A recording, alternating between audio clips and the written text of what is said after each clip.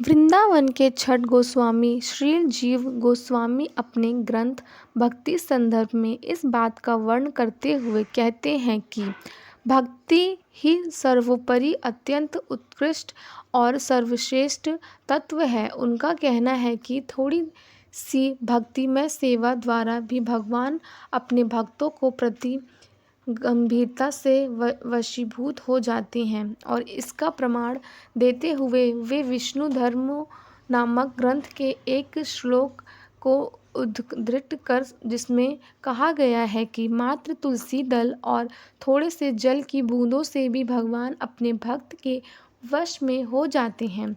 और वह श्लोक इस प्रकार है, तुलसी दल मात्र जलसे चुल्केन च विक्रीणीते स्वमात्मा भक्ते भयो भक्त वत्सल।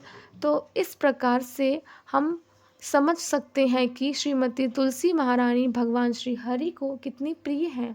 और विशेषकर इस कार्तिक मास में देव उठनी एकादशी के दिन तुलसी महारानी का विवाह भगवान के शालिग्राम स्वरूप के साथ करवाया जाता है और इस महापर्व को हम तुलसी विवाह के नाम से जानते हैं, जो कि प्रत्येक वर्ष कार्तिक मास के शुक्ल पक्ष की एकादशी से आरंभ होकर कार्तिक मास की पूर्णिमा तक चलता है। इस बार भी यह तुलसी विवाह का विशेष प्रसंग आ रहा है। देव उठनी एकादशी के दिन यानी कि 12 नवंबर 2024 मंगलवार के दिन, इस दिन से आरंभ होकर कार्तिक पूर्णिमा तक किसी भी दिन योग्य मुहूर्त और समय देखकर तुलसी विवाह करवाया जा सकता है। और इसी विशेष महापर्व के उपलक्ष्य में इस समय हम तुलसी विवाह की पौराणिक कथा का श्रवण कर रहे हैं और हमारी उसी कथा श्रृंखला को आगे बढ़ाते हुए आइए श्रवण करते हैं आज के इस विशेष अध्याय का। मैं उन देवी तुलसी के चरणों में अपना शीश नमा करके प्रणाम करती हूँ, जो कि शरीर को तेज प्रदान करती हैं और जिनके दर्शन मात्र से पापी मनुष्यों के सभी पाप नष्ट हो जाते हैं। ऐसे ही परम पावनी तुलसी महारानी के तुलसी विवाह के अवसर पर हम श्रवण कर रहे हैं उनके दिव्य जीवन और गुणों की कथा। इस कथा के पिछले अध्याय में हमने सुना कि ब्रह्मा जी की आज्ञा से असुर राज शंखचूड़ और उस तुलसी देवी का विवाह संपन्न हो जाता है। इस प्रकार शंखचूड़ आनंद पूर्वक अपनी पत्नी तुलसी के साथ लंबे समय तक इस पृथ्वी पर शासन करता है। उसके समय से सभी देवता असुर गंधर्व किन्नर इत्यादि शांतिपूर्वक रह रहे थे, लेकिन देवताओं के पास अपनी स्वतंत्रता अब नहीं रही थी। इस बात से चिंतित सभी देवता एक दिन ब्रह्मा जी के पास गए। उनकी इस आर्त प्रार्थना को सुनकर ब्रह्मा जी उन सब को लेकर शिव जी के पास पहुँचे। वहाँ जाकर उन्होंने संपूर्ण वृत्तांत उन्हें कह सुनाया। शिव जी ने उन्हें सलाह दी कि इस समस्या का समाधान केवल भगवान नारायण ही कर सकते हैं। इसलिए भगवान शिव की अध्यक्षता में सभी देवता और ब्रह्मा जी पहुंच जाते हैं वैकुंठ में। भगवान नारायण के पास जब सभी देवता वैकुंठ के द्वार पर पहुंचे थे तो उन्होंने वहां के द्वारपालों को देखा। वे अत्यंत तेजोमय और चतुर्भुज रूप में थे। उनकी आज्ञा पाकर शिव जी ब्रह्मा जी और सभी देवी देवताओं 16 द्वार पर पार करते हुए भगवान श्री हरि की सभा में पहुँचे। यह सभा बाहर से पूर्ण चंद्र के समान गोलाकार में थी और अंदर से चौकोर थी। उसके अंदर अनेक हरी मणि और मोती सजे हुए थे। उसमें लगे हुए सभी रत्न और माणिक उसकी अद्वितीय शोभा बढ़ा रहे थे। से मंक से बनी हुई सैकड़ों सीढ़ियाँ उस शोभा में अभिवृद्धि कर रही थीं। रेशम की डोरी में गूंथे हुए दिव्य चंदन वृक्ष के सुंदर पल्लव वंदनवार का कार्य कर रहे थे। वहाँ के खंभों का निर्माण इंद्र नील मणि से हुआ था। उसका विस्तार 1 सहस्त्र योजना लंबा था। भगवान श्री हरि की उस दिव्य सभा को देखकर सभी देवता आश्चर्यचकित रह गए। वहाँ उपस्थित सभी ऋषि देवर्षि और चतुर्भुजधारी सेवकों के मध्य रत्न जड़ित सिंहासन पर विराजमान भगवान श्री नारायण नक्षत्रों के बीच स्थित चंद्रमा के समान लग रहे थे। शिव जी, ब्रह्मा जी और सभी देवताओं ने भगवान के चरणों में प्रणाम अर्पित किया और उनकी स्तुति गान करने लगे। तत्पश्चात ब्रह्मा जी ने भगवान नारायण को देवताओं की दुखम स्थिति का सुनाई। उन्होंने भगवान से कहा कि वे शंखचूड़ के अधिपत्य से सभी देवताओं को मुक्ति प्रदान करें। इसके उत्तर में भगवान नारायण ने मंद समत के साथ ब्रह्मा आदि देवताओं को शंखचूड़ के पूर्व जन्म का एक रोचक रहस्य कह सुनाया। उन्होंने कहा, हे ब्रह्मदेव, यह महान तेजस्वी शंखचूड़ पूर्व जन्म में मेरे ही अंश रूप एक गोप था। उस समय वह सुदामा नाम से प्रसिद्ध था। एक समय उसने गोपियों के प्रति अपराध कर दिया और परिणाम स्वरूप श्री राधा ने उसे दानव योनि में उत्पन्न होने का श्राप दे दिया। अब उन्होंने श्राप तो दे दिया, लेकिन श्री राधिका है तो अत्यंत करुणामय। इसलिए जब सुदामा आंखों में अश्रु भरकर वहां से जाने लगा तो श्री राधिका तुरंत संतुष्ट हो गईं। उनकी आंखों में आंसू भर गए आए। उन्होंने सुदामा को रोकने का बहुत प्रयास किया। तब मैंने राधा को समझाया कि उनकी श्राप अब मिथ्या नहीं हो सकता, लेकिन उन्हें धैर्य रखना होगा और सुदामा बस आधे क्षण में ही वापस आ जाएगा, क्योंकि गोलोक का आधा क्षण पृथ्वी पर एक मनवंतर हो जाता है। और फिर मैंने सुदामा से कहा, हे सुदामा, इस श्राप का पालन करके तुम शीघ्र ही यहाँ वापस लौट आना। इसलिए हे ब्रह्मदेव, आप जिस घटनाओं का वर्णन कर रहे हैं वह सब पूर्ववत मेरी इच्छा और योजना के अनुसार ही हो रहा है।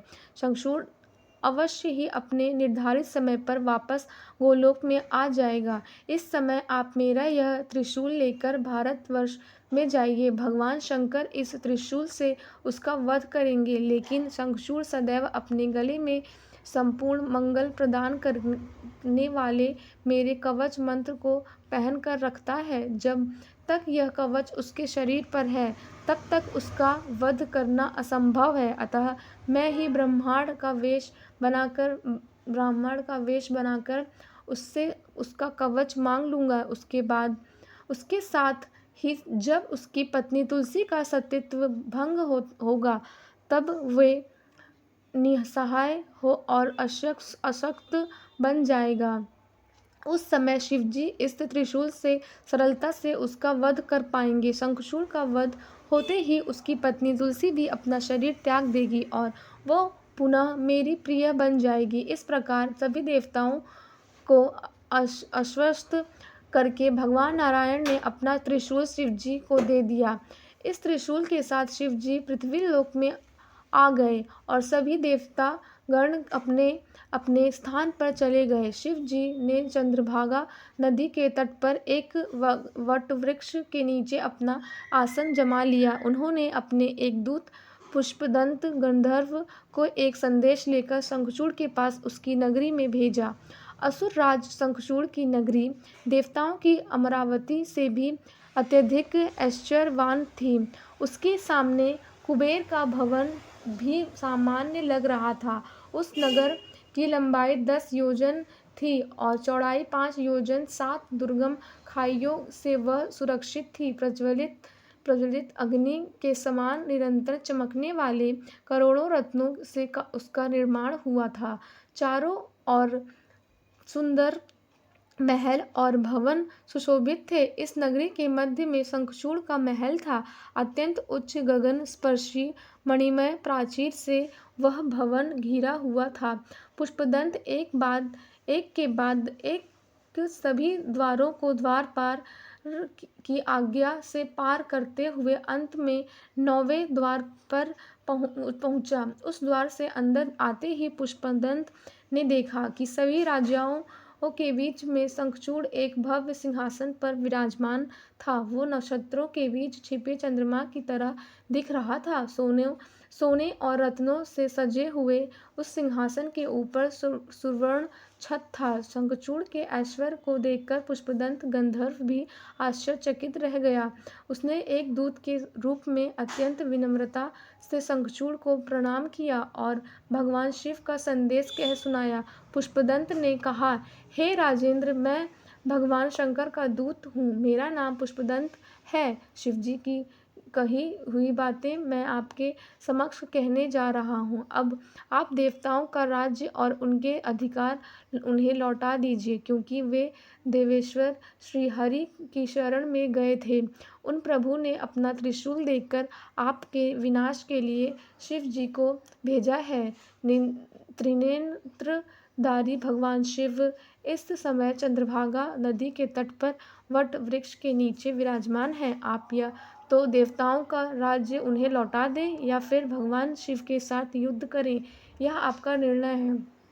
कृपया अब मैं शिव जी के पास आपका क्या संदेश लेकर जाऊं, यह भी मुझे बता दें। पुष्पदंत की बात सुनकर शंखचूड़ जोर जोर से हंसने लगा। उसने दूत से कहा कि हे दूत, कल प्रातःकाल मैं शिव जी से मिलने जाऊंगा, इसलिए अभी तुम चले जाओ। शंखचूड़ का संदेश लेकर पुष्पदंत दूत चला गया। उसने शिव जी के पास जाकर यही संदेश यथापूर्ण में उन्हें कह सुनाया। उसके साथ साथ उसने शंखचूड़ की संपूर्ण नगरी, उसके अस्त्र शस्त्र और सैन्य बल का भी संपूर्ण वृत्तांत उन्हें कह सुनाया। और अब समय आ चुका था एक महाभयंकर युद्ध की तैयारी का, इसलिए भगवान शिव के पक्ष में सम्मिलित होने के लिए कार्तिकेय उनके पास आ गए। उनके साथ वीरभद्र, विशालाक्षी, विंकस, विकृति, मणिभद्र, भास्कर, कपिलास, दीर्घदम, विकट, ताम्र लोचन, आठों भैरव, 12 रुद्र, आठों वसु, इंद्र आदि देवता, बाहों सूर्य, अग्नि, चंद्रमा, विश्वकर्मा, दोनों अश्विनी कुमार, कुबेर, यमराज, जयंत, नल, कुबेर, वायु, वरुण, बुध, मंगल, धर्म, शनि और कामदेव भी आ गए। इसके उपरांत उग्रदंडा, कोटरा, कैटभ और स्वयं सभुजा वाली भयंकर भगवती भद्रकाली भी वहां आ पहुंची। भूत, पिशाच, प्रेत, वेताल, कुष्मा, ब्रह्मा, राक्षस, यक्ष और किन्नर भी सहायता के लिए पहुंच गए। इस प्रकार शिवजी की सेना अब इस महायुद्ध के लिए तैयार थी। लेकिन शंखचूड़ इस समय क्या कर रहा था, यह हम जानेंगे तुलसी महात्म्य कथा के अगले अध्याय में। इस रोमांचक कथा को सुनने के लिए अगर अभी तक आपने अपने चैनल को सब्सक्राइब नहीं किया है तो जल्दी से कर लीजिए। तो चलिए इस परम पावन कार्तिक मास में तुलसी देवी की अधिक से अधिक महिमा का गान करते हैं और उनसे भगवान श्री कृष्ण की शुद्ध भक्तिमय सेवा की याचना करते हैं। हरे कृष्णा। धन्यवाद।